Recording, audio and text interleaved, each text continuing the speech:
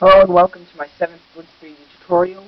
This is part 2 of our collisions tutorial, and next couple of tutorials will be about if statements and for statements, just to let you know. So yeah, I haven't modified our previous code at all, the same code. So yeah, let's start. And I'm going to type all the code just for your convenience. So let's just go to while not KeyDown statement, and the first statement collision function I will be teaching you is ClearCollisions. And ClearCollisions, what ClearCollisions does is it completely clears any collisions that we have set up currently. And ClearCollisions should be after all the collisions you want it to be rendered by. So, for instance, if we put ClearCollisions before we set up our collision, then it wouldn't be affected, and this statement wouldn't be affected by that command. If we put it here, however, then all collisions would be cleared. So that's just to let you know. And now if we just put ClearCollisions, then it would just clear all collisions right away without anything being pressed. But let's make it a bit more interesting, and let's make it if our key down 2, which is the 1 key, because because key 1 is the exit key. If key down 2, then clear collision. There we go. That makes it a bit more interesting. If we hold our 1 key, it clears this collision so we can move freely through any object. Now let's just run that program. And here we go. If we move, we crash into the cube and can't move through. If we hold the 1 key, we can move through and slide through easily. And that's just a quick function. You're probably not going to be using it too much in your games. Well, you will be using it, but not that much. Here's a function that's more common. I'll be teaching you it now. It's called CountCollisions. What CountCollisions does is it counts the number of collisions for a specified object that we specify, and then we can do anything with that collision. With the place where the object collides, we can make it crush into the object and delete it. That's what we're going to do now. So just type if CountCollisions bottle. I was about to say sphere, but bottle, which is our player object in this current game, not really game. Well, if CountCollisions bottle, then, and this is a multi-line if statement, so it will always start and end with if and end with EndIf. If we were just making a simple line if statement like ClearCollisions, if we were like making that kind of statement, then we would just like not need any EndIf here, but we're making a multi-line if statement, meaning that it contains more than one command for us to do. I'll explain this later in the if tutorials, if statement tutorials. So if CountCollisions bottle, then let's create a variable crash equals collision entity. And in parameters, it takes 2 parameters.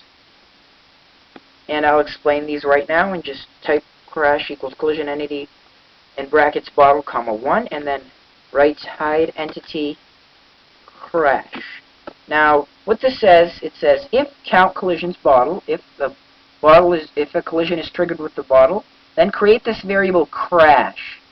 And the variable crash contains this, and this means it's a collision entity command, and collision entity has 2 parameters: the object that it needs to record the collision for, and the object that it's colliding in. In this case, we have a bottle. We're recording our bottle object that can crash into 1 object. So what this is returning is that object that our bottle is colliding into. So 1, the object that the bottle is colliding into, is being returned to crash. And then we just hide our crash if we collide into any object. So this is just, this whole if statement is just saying if we if the bottle moves or into something, then just hide that object that it's colliding with. So, yeah. Now let's... Oh, yeah. And by the way, hide entity, it's just hide object. There's also something that's called ShowEntity, as you guessed. ShowEntity crash. And it just shows our crash. This hides the object crash, and this shows our crash. Just to be sure that... Well, no, just to show you that it really works. The command ShowEntity. I'll just make a quick if statement, a one-line if statement. If KeyDown 3, which is the 2 key, then, and I can just paste that right there, ShowEntity crash. So if we hold down our 2 key, it shows us our crash that happened, our crash object that was defined here. So now let's run this program, and here we have it. Let's just test it out. Move, and it disappears as soon as we touch. And if we press the 2 key, right when we move into that cube, it disappears. Press the 2 key again. Now hold the 1 key, and no collision is triggered, so no function is triggered either. Yeah, and let's just close that window. And these if count collision can be used for very many different things. We can just like delete the crash code here and make it change the color of the cube when we hit it. EntityColor cube, light into red, green, and mostly blue. So it just changes the cube color when we crash into any object. Let's run that. There we go. Now if you crash into our cube, it turns blue or purple, whatever you choose to call it. And you can use it to change the size. For instance, we can we can scale it or something. It really doesn't matter, just as long as you're keeping it good. And so, thanks, and I'll see you in my next tutorial. So, bye. Alright, there we go. Now just run that program. Here we have our cube and our bottle. And watch as it crashes into it. The cube disappears. And if we press the 2 key, it appears again. Crash, 2 key. And if we hold the 1 key, it just doesn't trigger any collision, so we can just move through it without the cube disappearing. Crash, disappear, 2 key, crash, disappear, 2 key makes it appear. And yeah.